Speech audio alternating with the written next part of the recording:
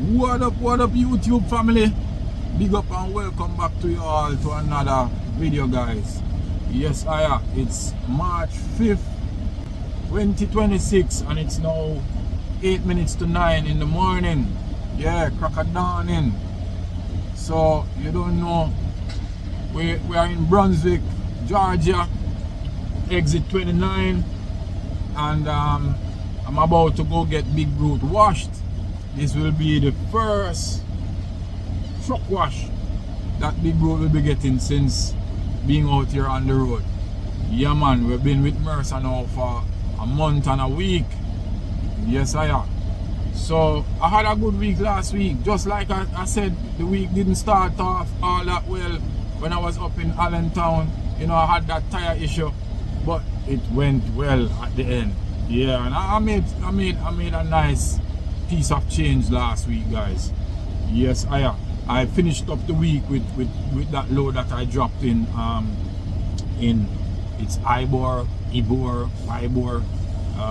somewhere down there in Tampa. Yeah, so I'm taking the rest of the week off, guys. I'm having an issue.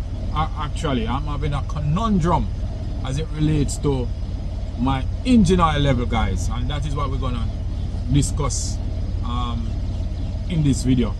But first, I will just get this truck washed, get Big Brute cleaned up and looking bright and shiny, and then we're gonna roll up to Charleston, South Carolina, and we can finish the conversation up there, because you know I want y'all to know what is going on, because I need y'all advice on this one, because trust me, I'm really confused.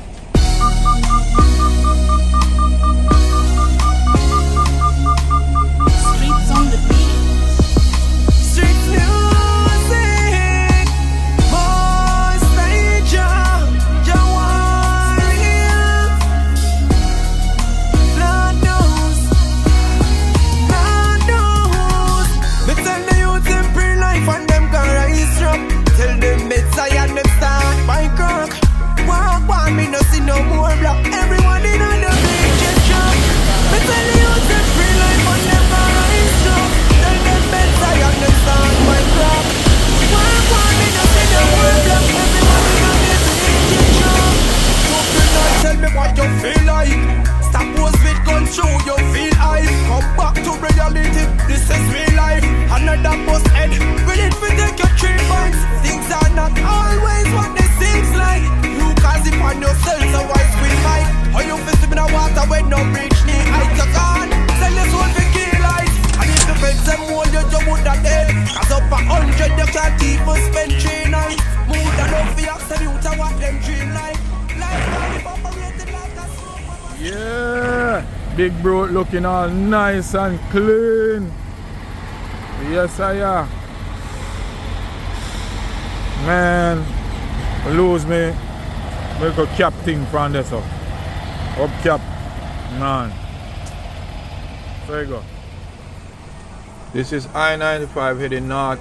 We're coming up to the South Carolina border. That is the sign to the right there. Yeah, the border of South Carolina and Georgia along I-95. You notice them doing some road works out here. So I guess they're gonna widen the road or something. So we are an hour and a half away from Charleston proper. So, you know, keep on watching, guys. I have a lot to talk about. Feel high, come back to reality. This is real life. Another bus head. Willing to take your 3 points. Things are not always what they seem like. Alright, YouTube family. So I'm in Charleston, South Carolina at the pilot that I use as my park location when I'm here. So guys, this engine oil level issue is something that is puzzling me, and I need you all to help me out on this one. So let me start from the beginning. I went to Iowa to pick up the truck at Lone Mountain, and when I checked the engine oil, I noticed the oil level was way above the plastic part there. And on the dipstick in this model Freightliner, you have this plastic part, and on the plastic part there you have two definitive arrows, one from the bottom pointing up and one pointing the other way, which indicates that the oil level should be between that mark. But when I check the oil up there at Lone Mountain where I bought the truck, the oil level was way above this plastic piece. But I felt it was because I had started the engine before and the oil did not drain down back into the pan properly. So I said, okay, the truck was serviced, so I'm expecting that it was supposed to be where it's supposed to be, being that the truck was just serviced. Fast forward, I drive from Iowa to Chicago, Illinois, and I just parked the truck. The truck was parked for a month. Okay. Now, I took the truck from Chicago, Illinois, down to Louisville, Kentucky. Truthfully, guys, when I left Chicago with the truck, I did not check my oil level at that point in time, right? I just started the truck and left Universe Carrier yard because, I wasn't in the best of mood. So I did not do a proper, pre-trip. My bad. Now this leads to what had happened when I reached to Louisville. Reached to Mercer in Louisville and was at the inspection when the person who was doing the inspection called me and pointed out that, listen, your oil cap, your oil fill cap was not affixed. And I said, what? He said, no, it was not affixed. There's a bunch of oil that mess up the area surrounding the. When I look, the whole side of that engine where the oil fill cap was covered with engine oil. So I'm thinking, oh Lord, I'm gonna have to add oil. I didn't see no oil light or anything come on in the truck or nothing. So I'm thinking I wanna have to add a quarter oil or something like that.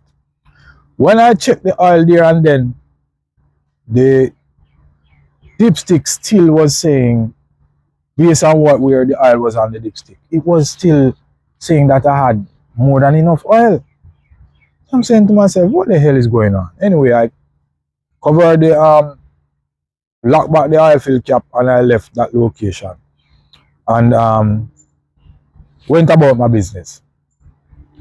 So what it is something that was on my mind. So just a few days ago, I decided no, I keep checking in the mornings and I'm seeing that there's too much oil in the system. So I say, you know what, I'm gonna drain some oil out because too much oil in the system, in the engine, will cause seals to go to burst and fail, and it will cause a whole heap of problems. So people, I drained about a quart of oil out of the system, still checking and seeing, still showing that it's overfilled. I ended up draining about 2 gallons of oil out of the system before it began to read where it's supposed to read, between the marks, the arrows. So I'm thinking to myself, am I doing something wrong? Am I checking wrong? Am I not checking at the appropriate times? I don't know what's going on. So guys, right now, as I said, I took out about 2 gallons of oil, probably 2.5 gallons of oil out the system, and it's just now reading where it's supposed to read, And I'm wondering if I check the oil after I park in the evenings. I wait 20 minutes, sometimes 30 minutes before I check. And sometimes when I check, it reads that it's where it's supposed to be. Sometimes it reads that it still has too much oil. But I know that has to do with oil draining down. But in the mornings now, I notice when I do check, the oil level is right between where it's supposed to be. So that is something that, guys, I am right now mindful of. And I'm wondering if I did the right thing to drain that amount of oil from the system. I don't know if if there's something wrong in the oil pan that is giving me a bad reading on the dipstick. I don't know, but what I plan to do though, guys, I plan to do an oil change before it's next due. I actually bought up tools in order to do the oil change myself. I bought the filter at Freightliner. I bought a torque wrench. I bought all the necessary tools, guys. So I'm going to drain out the oil, see how much was actually left in the system, and then I'm going to make sure it drains properly. Because when people do PMs at these different repair shops and so on, they don't wait till all the oil is drained out. You know, it's best that after you that initial gust comes out, to wait at least an hour or so, let the oil drain, you know, and then, you know, fill it up with fresh oil. They don't do that. After the main flow is done, they are done. Yeah, I'm gonna wait no hour and a half or so for all the oil to drain out the system. So and that engine, after that main flow has gone, that engine can hold at least another gallon, you know. Another gallon or so or more can be still in the engine after that main flow is done. So you have to let that oil drain. So yeah, that is the situation that I find myself in right now. And I'm what up, YouTube family? It's now Sunday and it's about 3 minutes to midday.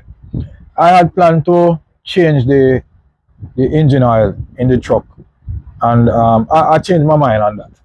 And the reason being, I am now comfortable as it relates to where the oil level reading on the dipstick is. It has been fairly consistent since the last 3 or so days, you know. So I'm seeing consistent reading, and then the engine oil, guys, the engine oil is clean, you know. As a matter of fact, I would go as far to let you know that at one point I was thinking that wonder if the coolant, or there was any diesel leaking into the engine oil, which would cause it to be elevated. So I did some research and I found that I could do a localized test, a blotter test, in order to find that out. From my experience, when coolant is going into your engine oil, whether by a failed head gasket or failing head gasket, you would see some amount of creamy substance. You would notice it on your dipstick. I wasn't seeing any of that. And then you can smell the engine oil to see if you smell diesel, because diesel is a very strong, has a very strong smell. I wasn't smelling any of that, but I did the blotter test, guys, and all I need to do a blotter test is get a couple of business cards, not the ones with the acrylic or any kind of plastic coating, just normal business card with the paper exposed at the back. So you just pull your dipstick, allow one drop to on the center of the card, and wait for it to spread. When the oil spreads, and it spreads evenly, guys, with clear defined edges, that will tell you that you don't have any contaminants in the engine oil.